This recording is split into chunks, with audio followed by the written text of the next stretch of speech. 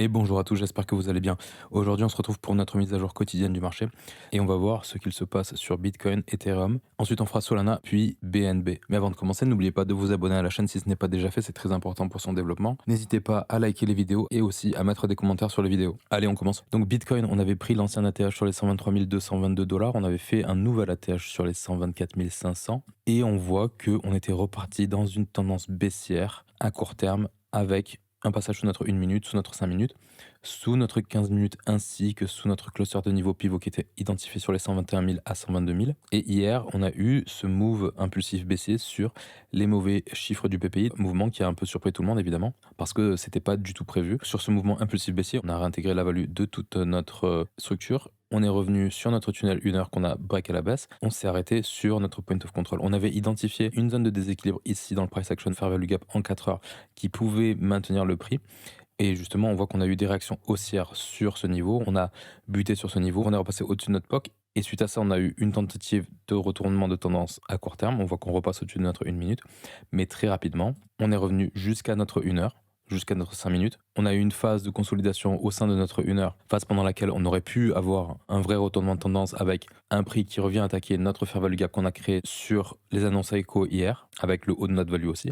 Mais donc c'est pas ce qu'on est en train de faire. On a eu un échec de repassage au-dessus de notre tunnel 1 heure. On est repassé une fois de plus sous notre point of control et on est en train de combler totalement notre fair value gap en 4 heures. Et on a aussi un retest de notre tunnel 4 heures ici en rouge. Donc la localisation là, elle reste quand même idéale, sachant qu'en plus on vient chercher ces lots ici. Là, ce qu'on peut voir sur le prix, c'est que entre cette impulsion et cette nouvelle impulsion, on a une amplitude qui est beaucoup moins importante pour le moment. On a la formation d'une divergence en 1 heure. En 4 heures, je pense qu'on l'aura probablement pas encore, mais en tout cas, là, on a une tendance court terme qui commence à ralentir sur des niveaux d'intérêt. Ce fair value gap qu'on vient de clôturer, il est toujours valide, sachant qu'en plus, on a notre tunnel 4 heures qui est en support pour initier un retournement de tendance. Maintenant, dans l'hypothèse où cette zone ne tient pas, évidemment, on pourrait tout à fait aller beaucoup plus bas sur notre tunnel 4 heures, sachant qu'on a le bas de notre value qui s'aligne sur les 116 136 dollars à peu près. Dans l'hypothèse où notre tunnel 4 heures ne tiendrait pas, on a toujours un fair value gap en 4 heures qui reste à combler ici sur les 115 200 et revenir dans cette zone, ça voudrait dire qu'on ressort de notre value. Ça serait vraiment la dernière zone à tenir avant de venir voir des prix à mon avis beaucoup plus bas.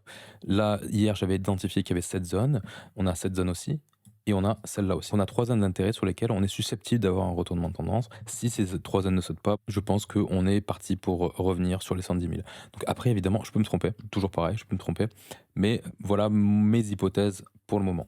On est susceptible d'avoir un retournement sur cette zone. Sinon, ça sera plus bas, à mon avis, entre notre EMA de 104 heures et notre value basse. Et si ça n'est pas à cet endroit-là, ça sera dans ce fair value gap sur les 115 200 qui reste encore à combler. Et dans l'hypothèse où on réussit à avoir un retournement de tendance, la première étape, ce serait évidemment de repasser au-dessus de notre point of control. On voit que là, à très court terme, on a la formation d'un déséquilibre en 1 heure. La première étape, ce serait de revenir ici. Mais ensuite, c'est vrai que voilà, on a notre tunnel d'1 heure, mais on a ce fair value gap en 4 heures qui est en plein sur notre value haute qui reste encore à clôturer. Si on est vraiment en train de faire un retournement de tendance, on pourrait avoir un rebond qui nous ramène jusqu'à ce fair value gap qu'on clôture et derrière, peut-être qu'on pourrait repartir à la baisse. Mais en tout cas, c'est vrai que d'une manière globale, au final, on se situe toujours dans notre range de prix là. Est-ce qu'on est en train de structurer quelque chose d'un peu plus complexe? Je sais pas. J'ai vu beaucoup de charts qui comparent le price action actuel à celui du cycle précédent 2020-2021. Moi, je dirais attention au biais, attention au biais. Parce que c'est pas parce qu'il y a une charte qui ressemble à peu près à un price action qui s'est déjà fait dans le passé que ça va se reproduire exactement de la même manière. Et souvent, ça, en fait, c'est juste pour faire du contenu. Parce qu'en fait, statistiquement, ce genre de observation, si c'est une seule observation, ça n'a aucune valeur. Vraiment, faites attention à ce genre de trucs. Souvent, c'est pour farmer de l'engagement, tout ça. Si on compare les contextes, on n'est pas vraiment dans les mêmes contextes qu'en octobre, novembre 2021. Moi, par exemple, je suis un peu dubitatif par rapport à ce genre de comparaison, mais bon, passons. Voilà pour Bitcoin. Évidemment, si on passe au-dessus de ce gros fair value gap, qu'on sort de notre value encore une fois, la prochaine target, ce serait aussi de venir combler celui-là qu'on a en 1 heure et en 4 heures aussi, je pense. Donc voilà, ce fair value gap qu'on a en 1 heure ici, qu'on pourrait limiter toute cette zone en fait, en réalité, qui se trouve sur les 122 000. Voilà pour Bitcoin, j'ai pas plus de choses à dire pour aujourd'hui. On va passer à Ethereum maintenant. Ethereum contre Bitcoin, on n'a pas énormément de changements depuis hier, on est toujours dans une perte de momentum qui se manifeste comme une zone de consolidation sous résistance. On voit que notre 15 minutes, là, actuellement, il ne tient plus vraiment la tendance, hein. On avait déjà un premier signe avec cette tentative de break qui avait été sauvée in extremis. On était repassé au-dessus de notre 15 minutes. Mais là, la pente de notre 15 minutes devient de plus en plus flat. On voit qu'on repasse très facilement en dessous, encore une fois. Voilà, je le répète encore, vraiment grosse perte de momentum qui, à mes yeux, est tout à fait normale, sachant qu'on est vraiment sous un niveau trimestriel plus sur le haut de notre tunnel 3 jours. Le questionnement, c'est toujours de savoir est-ce qu'on est dans une consolidation avant d'avoir un breakout ou est-ce qu'on est dans une consolidation avant d'avoir un retracement qui nous ramènerait sur les targets qui sont déjà identifiés depuis quelques temps, à savoir ce fair value gap qu'on a en 4 heures et qui s'aligne parfaitement avec notre tunnel 1 heure ou ce fair value gap qu'on a en 1 heure ici sur la dernière zone de consolidation qu'on avait eue. Je pense que avoir un retracement qui nous ramène minima sur notre 1 heure, je pense que c'est quelque chose qui serait tout à fait normal pour peut-être choquer un peu les gens, même si en termes de volatilité, c'est pas phénoménal. Ça permettrait de faire un plus bas, plus haut ici, pour pourquoi pas repartir à la hausse derrière. Après, est-ce qu'on peut top ici? Oui, on peut top ici, mais c'est une possibilité. Maintenant, il n'y a rien qui nous montre qu'on a vraiment un top de marché à cet endroit-là, pour le moment en tout cas. C'est-à-dire qu'en général, un top de marché, ça prend beaucoup plus de temps que ça. Rappelez-vous l'année dernière, le top il s'est formé en beaucoup plus que quelques jours, quoi. À part ça, il n'y a pas grand-chose de plus à dire. Les targets à la baisse, je viens de les donner. Nos targets à la hausse, c'est toujours les mêmes. C'est en premier lieu revenir sur notre point pivot annuel sur les 0.043, en sachant qu'on a aussi notre tunnel weekly toujours qui s'aligne ici. On a toujours pareil niveau intermédiaire ici sur les 0.04117 avec succession de high, et c'est à peu près tout. Au niveau du volume profile en daily, on peut voir qu'on est en train de potentiellement piéger pas mal de monde étant donné qu'on se situe sous notre POC de la journée actuelle. On est sorti de notre value, on voit qu'on a fait une extension sous notre value de la journée. On est aussi sous nos values de la veille et de l'avant-veille. On a techniquement pas mal de monde qui se retrouve piégé sur ces niveaux de prix.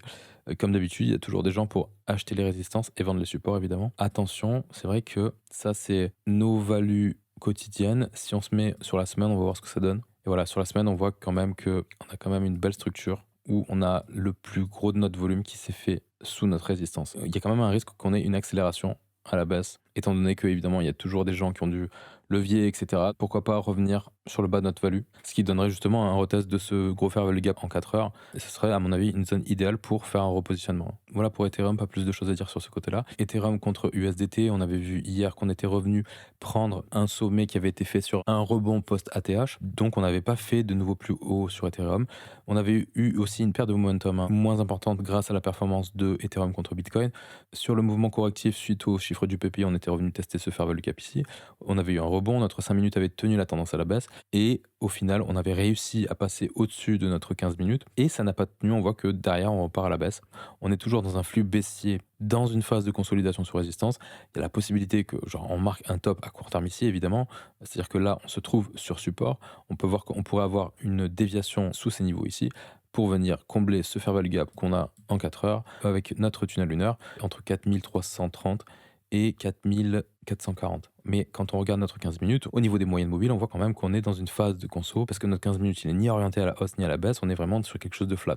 Pour moi, on pourrait tout à fait faire ça, venir combler ce déséquilibre, repartir à la hausse, repartir chercher les stops sous ces sommets par exemple, sous ces sommets à 4673, 4707, repartir comme ça et repartir à la baisse, etc. dans une forme de lessivage, toujours pareil, sous résistance. C'est tout à fait plausible. Et pour voir ce genre de mouvement, la zone idéale, c'est celle sur laquelle on est en train d'arriver là, entre ce fair value gap et notre tunnel lunaire.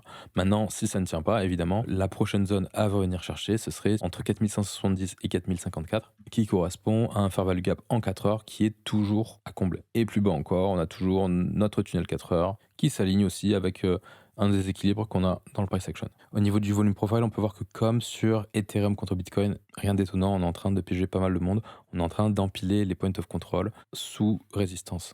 Et d'ailleurs, on voit que sur notre semaine en cours, on est revenu tester notre POC actuel. Là, actuellement, on est en train de sortir de notre value. La zone actuelle pourrait servir de support et on pourrait avoir un refus de sortie de notre value et une réintégration. Ou sinon, on pourrait avoir un prix qui chute de plus en plus avec une value basse qui de fait descend. Au plus il y a de volume exécuté, au plus elle va descendre sur la semaine en cours. Et on voit que notre value haute de la semaine précédente pourrait aussi faire office de support. sur les 4225 à peu près. Voilà pour Ethereum. Après, évidemment, en cas de retournement et de reprise de tendance haussière, les targets, c'est toujours pareil. On a faire un nouvel ATH sur les 4871 à peu près. Et après, c'est vrai que le niveau qui m'importe le plus, moi, c'est sur les 5170, 5200. Ça correspond toujours à ce cluster de niveau de pivot. Voilà. Exactement entre 4200 et 4270, je crois. Voilà pour Ethereum. Sur Solana, pour recontextualiser un peu la chose, on peut voir que depuis avril 2025, on évolue au-dessus de la value haute de notre volume profile depuis le début de cotation sur Binance. Et on avait fait une déviation sous la value en avril, réintégration, pullback, on était revenu tester notre pivot annuel. On avait eu un échec sur ce pivot annuel et derrière on était revenu tester notre value haute. C'est ce qui avait donné lieu à notre second bottom sur les tensions entre Israël et Iran. D'ailleurs, on pouvait observer aussi qu'on avait notre tunnel 3 jours qui faisait support. Derrière, on a réussi à avoir un beau retournement de tendance avec un 4 heures qui break, un daily qui break, on pull back notre daily.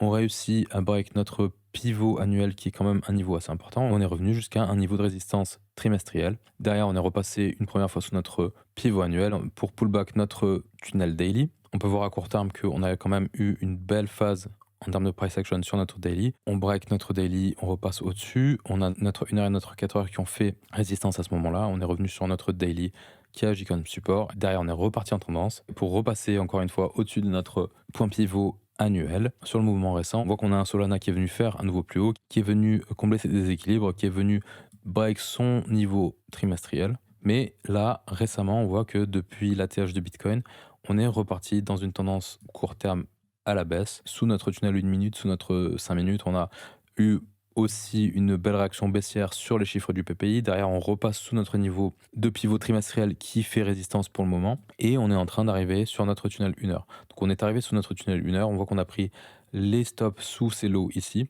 On est dans une première zone d'intérêt sur laquelle on pourrait avoir un retournement de tendance, sachant qu'en plus ça correspond à une belle zone de déséquilibre. On voit qu'on en a deux ici, on en a une sur les 178$ qui correspond à notre point pivot annuel plus notre tunnel 4 heures, et on en a une autre ici dans laquelle on se situe qui correspond au niveau sur les 185$ avec notre tunnel 1 heure. Là, on est sur une première zone d'intérêt qui est assez intéressante. On en a une seconde en dessous. Donc sur Solana, l'hypothèse c'est qu'on pourrait soit avoir un retournement de tendance ici, si on y structure quelque chose d'intéressant, ou on pourrait avoir beaucoup plus profondément ici sur ce fair value gap plus point pivot annuel plus notre tunnel 4 heures. On a une confluence avec trois éléments en termes de localisation qui peuvent faire support. Et après, dans l'hypothèse où ces niveaux ne tiennent pas, eh bien on pourrait venir beaucoup plus bas, c'est-à-dire on pourrait revenir sur ce fair value gap qu'on a ici sur le breakout sur les 165-166$.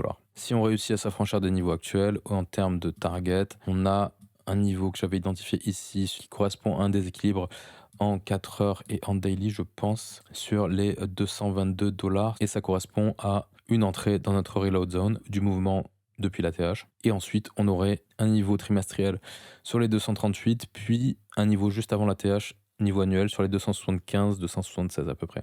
Bon, maintenant, ce sont des targets qui sont quand même assez éloignés du prix actuel, sachant qu'en plus, on est orienté à la baisse. Moi, j'y pense pas encore, hein. Mais en tout cas, sur Solana, pour se positionner, déjà, la zone actuelle est intéressante. On en a une un peu plus en dessous.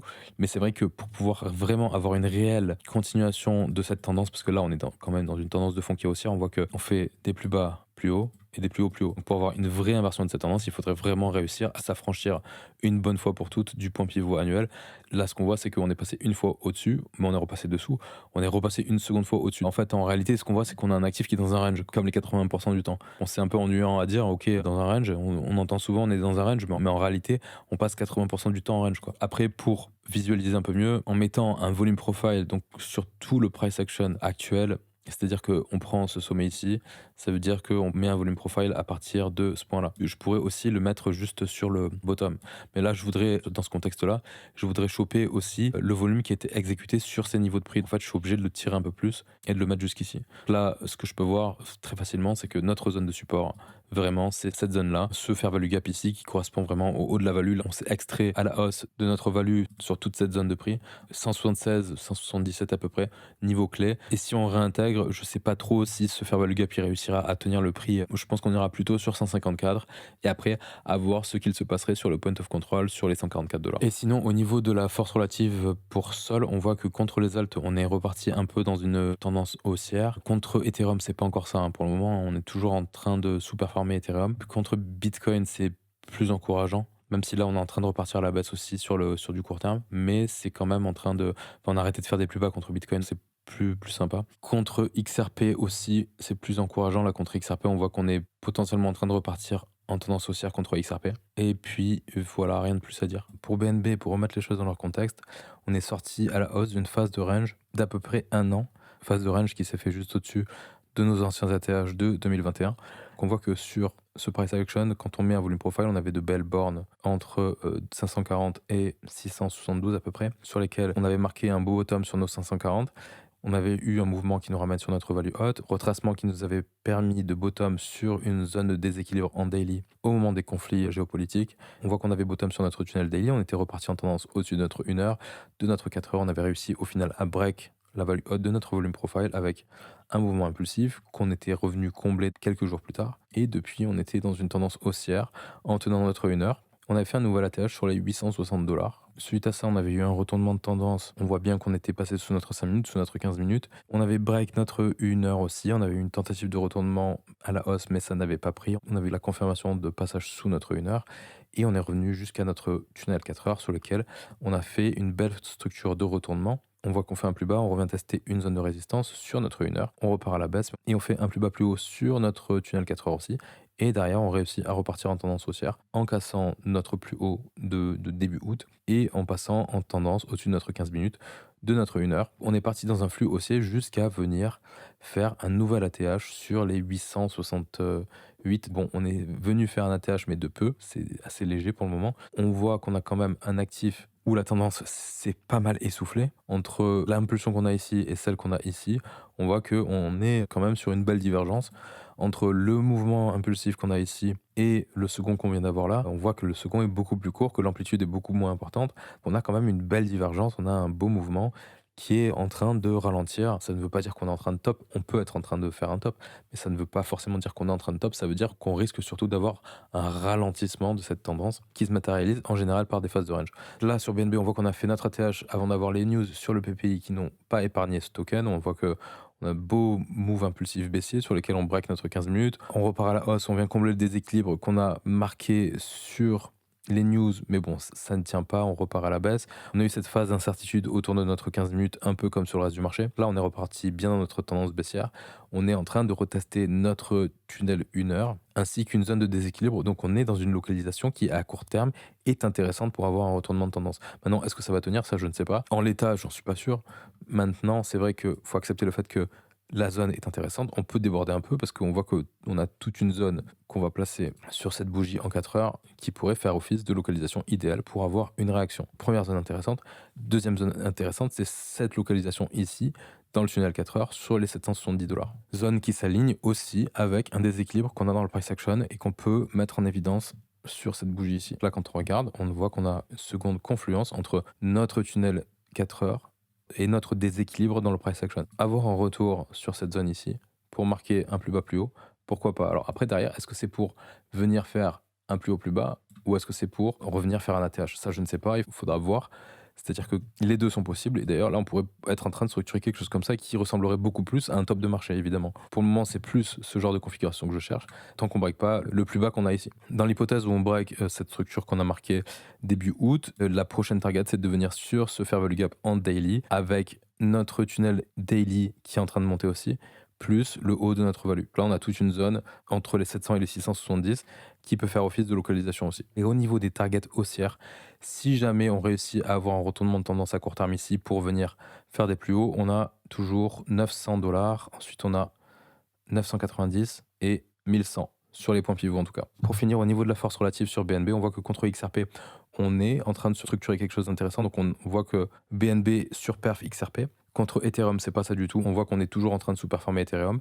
On est en train de surperformer Bitcoin, mais on a quand même un petit ralentissement au niveau du momentum. Contre les alts, on est dans une forme de consolidation. Et c'est vrai que sur l'indicateur, j'ai pas Solana parce que je regarde trop d'historique. En fait, ce que je vais faire, c'est ça. Je vais faire BNB contre Sol. Et BNB contre Solana, on voit qu'on est dans une phase de consolidation. Vraiment, c'est un espèce de gros range. Mais là, récemment, c'est plutôt Solana qui surperformait BNB Par contre, c'est vrai que de manière macro, on est vraiment dans une grosse phase de range où il y en a un qui surperf, puis c'est l'autre qui surperf, hein. Il n'y a pas de tendance claire. Pour finir, sur les altes contre Bitcoin, on voit qu'on est encore rejeté sur notre tunnel daily. C'est une phase de range sur résistance ici. On est rejeté sur notre tunnel daily et on est aussi rejeté sur notre cluster de niveau de pivot. Toujours dans un range au final entre ce cluster de niveau de pivot plus notre tunnel daily et ce pivot trimestriel sur les 0.11 ici. Toujours pareil, c'est-à-dire qu'on pourrait très facilement break notre tunnel 4 heures ici à la baisse pour revenir sur notre pivot trimestriel, ce qui serait une localisation intéressante. Je pense qu'il y a encore du travail à faire, à mon avis, dans cette zone avant de break une des deux bornes et de prendre une direction. Maintenant, vu l'impulsion qu'on a eue ici, l'idéal, ce serait qu'on soit dans un contexte où on a une continuation de tendance. Mais après, peut-être qu'on est simplement en train de faire un plus haut, plus bas. C'est le risque. C'est-à-dire que, est-ce qu'on est en train de faire un retournement sur les altcoins ou alors on est juste dans une tendance baissière où on a fait un plus haut, plus bas pour venir faire des plus bas derrière. Le problème, c'est qu'il faut accepter que les deux sont possibles. Quand je dézoome, là, il n'y a pas d'alt season. Il n'y a pas d'alt season, je le répéterai à chaque fois, pour moi il n'y a pas d'alt season, on n'est pas dans novembre-décembre 2024, et encore novembre-décembre 2024, ça n'a pas duré longtemps quoi. La surperformance qu'on a eue, au mieux c'est un rebond dans une tendance de fond baissière. Jusqu'à preuve du contraire, ça reste toujours un simple rebond dans une tendance de fond baissière. On n'a pas de bottom là, je veux dire, il n'y a pas de bottom sur les alts contre Bitcoin. Malheureusement, hein. Si on réussit pas à break cette résistance ici, hein, on risque de venir faire des plus bas. Voilà pour cette analyse du marché, j'espère que ça vous a plu, n'oubliez pas de vous abonner, de liker les vidéos et de mettre des commentaires. Je vais vous souhaiter une bonne soirée et je vous dis à la prochaine. Allez, ciao ciao.